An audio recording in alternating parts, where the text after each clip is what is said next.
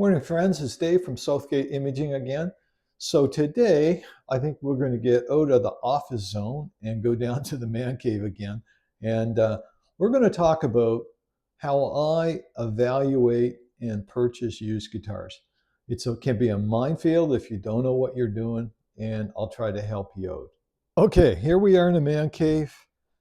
Let's see what's out today. So there is, it looks like a Yamaha FS 800, nice little Yamaha, and Seagull Original Slim neck. So we're going to talk about these, and we're going to talk about the process of evaluating these as used guitars. I bought both of these guitars probably in the last month, and they're both kind of similar price-wise, I guess, but they were very different used guitar purchases. So let's talk about that. So I have two guitars here, and they're kind of different as used guitar purchases. The Yamaha was probably 6 months old when I purchased it. A lot less risk with an instrument of that age, especially in Canada, where you get a lot of humidity problems with instruments, especially entry-level instruments. The people don't have the experience maintaining instruments. The Seagull here is probably 5 to 6 years old, and it has some problems that I found when I was inspecting it during the purchase. So the first thing I would say is if you're doing the research on the instrument, one of the first steps I do is I call along McQuaid, so I'll run the serial number. You'll ask them for the serial number. If they don't give you the serial number, they'll buy the instrument. And then call along McQuaid. If you're remotely concerned about the buyer or whatever, there's some situations where you'll know it's a guy that has 20 guitars and he's always moving guitars. Not much risk there. But a lot of the buyers, like especially with entry level or moderate, intermediate instruments, will have got a loan or bought the money on time from Long McQuaid. So you want to know the balance owing and that kind of stuff. Same idea as you're buying a used car, especially the more expensive instruments. You just want to know the history. And in Canada here, Long McQuaid probably sells, I don't know, 60 to 80% of the instruments in Canada. So that's a number one, and it lets me verify the history. So if someone's telling me the story of the instrument, I call Long McQuaid, and it's a different story. Red flags go up all the time. I just avoid that. But sometimes there's a balance owing on the instrument, and the person has every intention of paying that off. It's the same idea as if you're buying a used car. You're going to have that situation. So that's like number one. Just make sure there's nothing owed on the guitar, and understand the history of the guitar, because that's important. Then when you're evaluating a relatively new guitar like this Yamaha, when I bought this, actually, I don't think it'd even been through a winter in Canada. So you just don't have that many things to worry about. It's a brand new instrument. So you're going to pick it up. You're looking over for any obvious signs of abuse, wear and tear, that kind of stuff. On this guitar, to be honest, I bought it in a Tim Hortons parking lot. I looked at the guitar, just really the rough the condition. It was mint. It was brand new. There was no issue. The guy bought it, was going to learn guitar, and never did. So there was zero issue. I knew that. I played it like.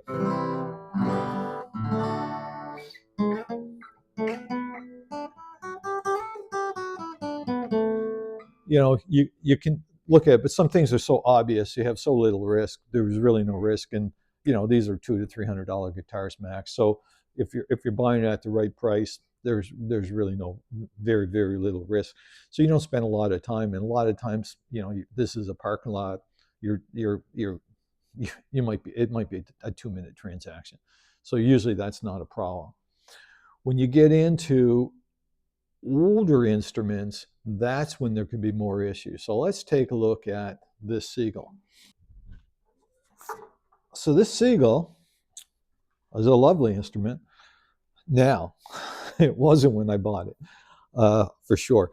So when you're buying a guitar that's 5 or 6 years old, it's probably not so important to call Long and McQuaid, because if it was bought on time, it's generally paid off in a year or two. So that's not really that big a problem. It's really if the guitar's like a year old that you might run into that. You could run the serial number just to see what the history of the guitar is. There's nothing the matter with that, I suppose. But for the most part, this guitar was 5, 6 years old. I'm not really that worried about it. So this guitar was advertised at what I would call at market price for a good condition guitar. And I was looking for another Seagull. I went to look at it. What I found was it didn't surprise me, but it was not a good condition Seagull at the time when I bought it. So when like I say, I go through my process. So then I go through my process. So here's the Seagull. Every used guitar purchase I make, I bring this with me, and basically it's just a paint stick. It's a straight edge. If you had a yardstick, it's kind of clumsy. Really, a 2-foot stick is ideally what you want. But I'll show you what I use that for in a minute. So the first thing you're going to do is obviously quickly evaluate the guitar. You're going to look at it. You're probably going to put your hand here looking for a belly budge. This is Canada. Guitars, especially entry and mid-level guitars, are seldom humidified. There's a lot of really bad shaped guitars out there. So you're kind of do it. I can tell by feeling it. There's a small budge, but it's not bad. What I'll probably do is take the paint stick, just lay it there underneath the bridge like this. And you really can't see it, but you're looking for how much out of flat the top is. And a typical guitar, the guitars aren't really flat tops. A typical guitar might have, if you put this across, you may see like a 1/4 inch maybe on either side of that. They'll always be bulged up right in the middle of the bridge, right here. And you might see like a 1/4 inch. If the guitar is like, you know, 1/2 inch on each side, that's a really bad sign, and that's what you're looking for. Because what will happen is the top belly's up, and basically there's no way a bridge is going to stay glued down to a belly top, and eventually the top is going to just get pulled off by the strings, because the glue can't continue to have this seal here, right? So it's just going to pull up, and you're going to have to replace the bridge, and you probably have to have a way of replacing the rehydrating to fix the belly budge. And then you'll probably have loose braces inside. You can be a whole bunch of problems.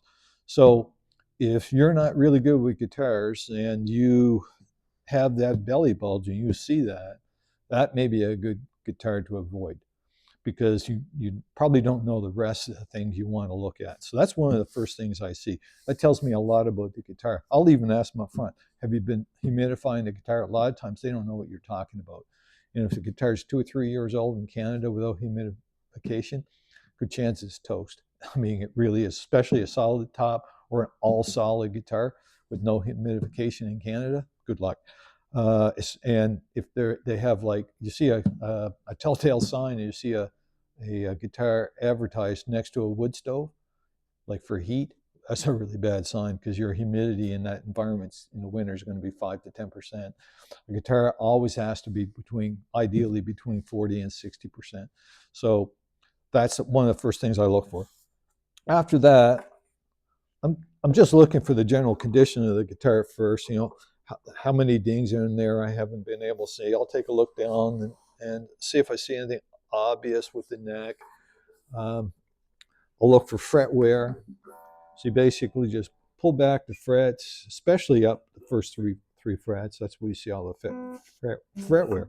And that's where you'll see, that'll give you a good indication of how much the guitar was played in general.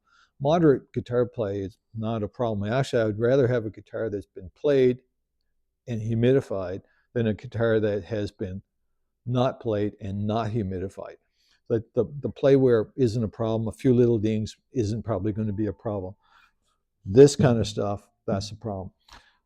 Now, the other telltale sign you'll feel if the guitar hasn't been humidified, you get fret sprout. So when you just rub your hands down here, you'll feel it. You'll feel fret sprout.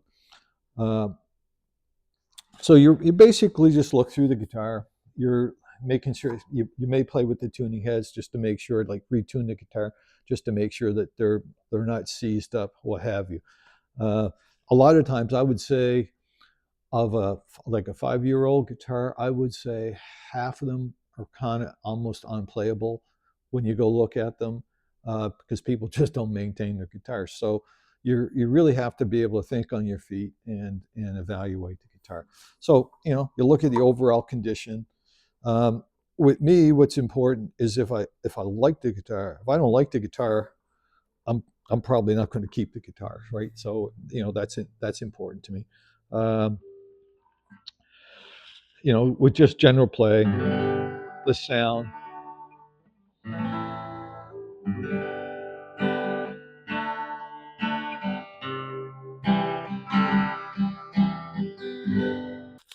After going through that, and this with this particular guitar, it was a bit dry, I would say. You can feel it. I could feel it on the frets, so I knew there was some humidity issues. There was a touch of belly bulge, but not much. And some of these things you can cure by just taking them home and putting them in a case and putting a lot of humidifier. So you put a sand hole humidifier there, and in the case by the headstock, you'll put a humidifier in there. And that can really help swell the guitar back up to the size it should be. So that's important. And frets can eventually go away on its own, or you can take it to a luthier and get the frets like kind of filed smooth right along the edges here. You can do that. Uh, it's pretty simple just to file them down if you have a small file. So and you're good with that. So there was a little bit of that. The bulge here wasn't too bad. There's always going to be some bulge anyway. Any guitar that, even a brand new guitar, they're not flat. They always have a little bit. But there was a little touch of a bulge here, but it wasn't too bad. Um, but with this particular guitar, it was totally unplayable. There was like 10, not 10, there was a good 5 dead notes going up the neck. So as you get more into it, and if you have identified you potentially have a problem with the guitar, it's always good just to kind of, what you're looking for is dead notes like that. And it takes a couple minutes to go through every playing position, but it's worthwhile doing because you'll see what you got there. In this case, the neck relief was just it was way too flat. Uh, so they had the truss rod too tight, probably in an attempt to lower the action, and the frets were buzzing like crazy. So really the guitar was unplayable at that time. Uh, I mean that was clear. So it was pretty much unplayable. You can use if you're good and you understand the condition and you can explain it to the owner, you can use it to usually reduce the price of the guitar because it's not a mint guitar. They're looking at marketplace and they're saying, oh, these are selling for $500. They're not selling for $500 in that condition. And really your job is, if you're still interested in a guitar, is to explain that to them. If you don't have the ability to fix a guitar yourself, you're probably better off just leaving it, because it's to take it into Long McQuade. Nothing against Long McQuade, but they're going to charge you top dollar to tweak your guitar. There are some independent luthiers around that may be able to help you out, and you can do it. But there's so many guitars for sale. It's not worth buying bad ones, to be honest. You might as well just buy something that just needs very moderate setup. So anyway, what I did with this one when I got home was I basically did a setup. So you clean it up, you clean your fretboard, you oil your fretboard, polish the frets a little bit just to clean them up. Then you start your setup. So the setup, really the steps in the setup is you do your truss rod adjustment. You don't want it flat. This isn't a setup thing, but basically it's what I did. Go through it, and it was obvious the truss rod was too tight. Take a wrench in here, you loosen up the truss rod, you get the relief. To check the relief you want, you basically look in, you take the first fret and 12th fret, 14th fret, depress them, and just look for the amount of deflection in the string.